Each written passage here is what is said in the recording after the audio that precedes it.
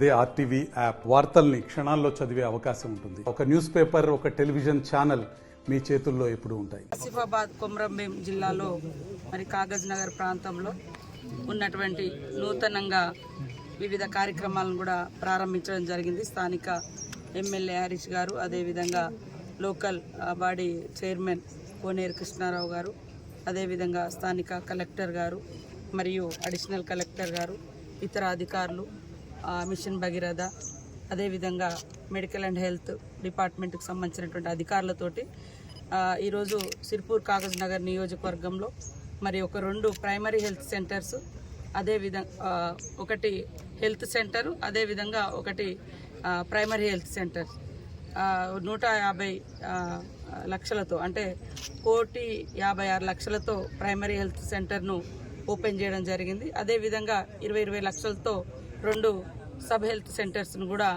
Open చేయడం జరిగింది. మరి అదేవిధంగా ఈ మున్సిపాలిటీకి కావాల్సినటువంటి నీటి సరఫరా, మరి పెద్దవాగు నుంచి వచ్చేటువంటి మంచినీటి సరఫరాను కూడా ఈరోజు ప్రారంభించడం జరిగింది. మంచినీటి కొరత లేకుండా ఇంకా సెంట్రల్ నుంచి వచ్చేటువంటి మరి అర్బన్ స్కీమ్ కింద కూడా ఇంకా 30 కోట్లతోటి ప్రతిపాదనలు పంపడం జరిగింది.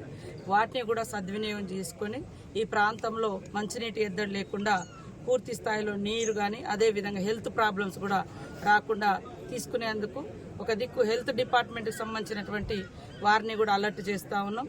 ముఖ్యంగా మనకు చాలా జబ్బులు అనేది కూడా మంచినీటి వ్యవస్థతో వస్తూ ఉంటాయి. కాబట్టి పరిశుద్ధమైనటువంటి మంచినీరు అందించే విధంగా కృషి చేయడం జరుగుతూ ఉంది.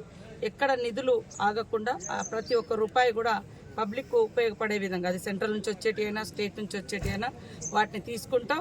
తప్పకుండా ప్రతి మారుమూల గ్రామాలకు, వాడలకు నీళ్లు అందించే విధంగా కృషి చేస్తామని తెలియజేస్తా ఉన్నాం. ఈరోజు మొత్తం ఆసిఫాబాద్ జిల్లాలో మరి ఇప్పుడు ఇంకా కాగజ్ నగర్తో పాటు ఆసిఫాబాద్ నియోజకవర్గంలో కూడా చాలా ప్రారంభ కార్యక్రమాలని, వాటన్నింటిని కూడా అందరం ప్రజాప్రతినిధులం అందరం కలిసి ప్రారంభించడం జరుగుతుంది.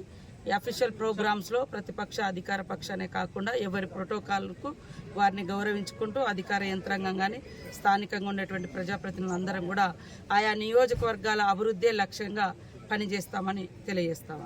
అనేటువంటి సంఘటన మరి మాజీ మంత్రి గారు, కాంగ్రెస్ పార్టీ రాష్ట్ర అధ్యక్షులుగా పనిచేసినటువంటి గొప్ప అనుభవం ఉన్నటువంటి నాయకుడు డి శ్రీనివాస్ గారి మృతి మా అందరికీ కూడా తీవ్రమైనటువంటి ఆవేదనను కలిగించింది. వారి లేని లోటును మేము పూడ్చలేము. కానీ వారి కుటుంబానికి అందరం మరి అండదండగా ఉంటూ వారి ఆత్మకు శాంతి కలగాలని కోరుకుంటూ, అదేవిధంగా నాకు అత్యంత సన్నిహితంగా ఉండేటువంటి, అంటే పార్టీలు ఈ మధ్య కాలంలో మారినప్పటికీ, మేము వేరువేరైనప్పటికీ దాదాపుగా 20 సంవత్సరాలుగా సుదీర్ఘ పరిచయము, అనుబంధం ఉన్నటువంటి రమేష్ రాథోడ్ కూడా ఈ జిల్లాకు, ముఖ్యంగా ఇవాళ మనం ఆదిలాబాద్, ఉమ్మడి ఆదిలాబాద్ జిల్లాకు ఒక ఎమ్మెల్యేగా, చైర్మన్గా, జిల్లా పరిషత్ చైర్మన్గా, మరి అదేవిధంగా ఎంపీగా కూడా సేవలు అందించి ఈ మారుమూల ప్రాంతాల అభివృద్ధి కోసం కృషి చేసినటువంటి ఒక మరి ట్రైబల్ లీడర్గా ఎదిగినటువంటి రమేష్ రాథోడ్ గారు కూడా మరణించడం మా అందరికీ బాధ కలిగించింది. వారి కుటుంబానికి సంతాపాన్ని, సానుభూతిని తెలియజేస్తా ఉన్నాం.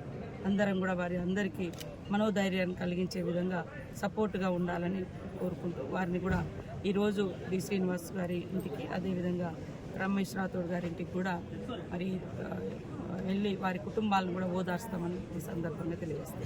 మరిన్ని వీడియోస్ కోసం ఛానల్ ని సబ్స్క్రైబ్ చేయండి. లేటెస్ట్ అప్డేట్స్ కోసం వాట్సాప్ ఛానల్ ని ఫాలో చేయండి. అండ్ లింక్ డిస్క్రిప్షన్ లో ఉంది.